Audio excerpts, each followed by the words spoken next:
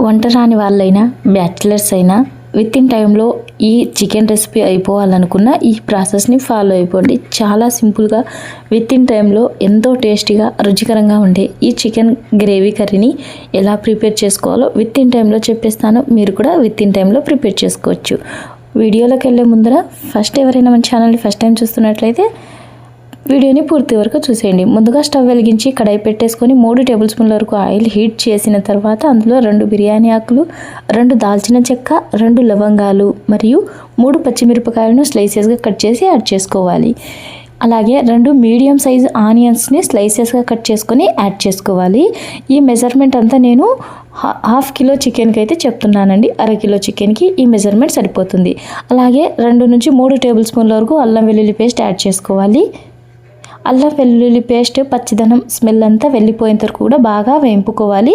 ఆ తర్వాత 2 టమోటాలని medium size 2 టమోటాలని స్లైసెస్గా cut చేసి ఈ మిశ్రమంలో యాడ్ చేసుకోవాలి. టమోటాలు బాగా మగ్గిన తర్వాత చిటికెడు పసుపు, 3 టేబుల్ స్పూన్ల వరకు కారం పౌడర్, చిల్లీ పౌడర్ యాడ్ చేసుకున్న తర్వాత ఒకసారి బాగా కలిపేసుకొని ఆయిల్ అంతా రిలీజ్ అయిన తర్వాత ఇందులో నీట్గా కడిగి పెట్టుకున్న అర కిలో చికెన్ ముక్కల్ని ఈ బాండ్లీలో యాడ్ చేసుకోవాలి. విత్ స్కిన్ ఉంటే చాలా బాగుంటుంది. ఇప్పుడు ఈ చికెన్ని ఈ మసాలాని బాగా కలిపేసుకున్న తర్వాత కల్లుప్పు యాడ్ చేసుకోండి, టేస్ట్ బాగుంటుంది. ఇప్పుడు ఒకసారి బాగా కలిపేసుకొని మూత పెట్టేస్తే అందులోని వాటర్ అంతా రిలీజ్ అయ్యి తిరిగి ఎవాపరేట్ అయ్యేంత వరకు కూడా ఫ్లేమ్ని మాత్రం సిమ్లో లేకపోతే మీడియంలో పెట్టేసుకోవచ్చు. హైలో మాత్రం పెట్టకూడదండి.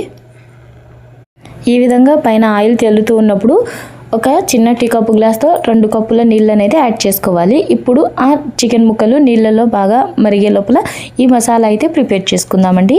ఇందుకు మెయిన్ ఇంగ్రీడియంట్ ఫస్ట్ అయితే కొత్తిమీర కావాలి. ఆ తర్వాత ధనియాల పౌడరు, అలాగే చికెన్ మసాలా, వాటితో పాటు కచాపచా దంచుకున్న వెల్లుల్లి రబ్బలు మరియు కొంచెం ఒక 2 నుంచి 3 టేబుల్ స్పూన్ల వరకు జొన్నపిండి కూడా యాడ్ చేసుకోవాలండి.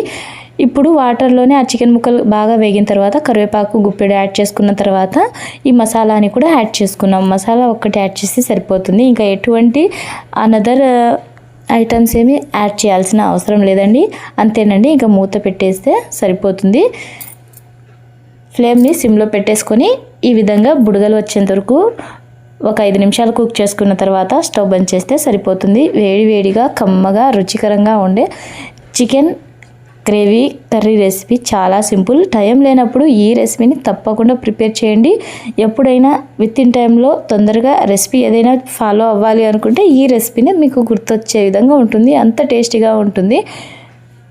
బ్యాచిలర్స్కి అయితే ఖచ్చితంగా ఉపయోగపడే ఈ రెసిపీని చాలా ఇష్టంగా కూడా తినగలుగుతారండి. అంత బాగుండే ఈ రెసిపీ మీకు నచ్చినట్లయితే లైక్, షేర్, సబ్స్క్రైబ్ ఇలాంటి మరెన్నో వీడియోస్ కోసం మన ఛానల్ని ఫాలో అవ్వడం అస్సలు మర్చిపోవద్దు.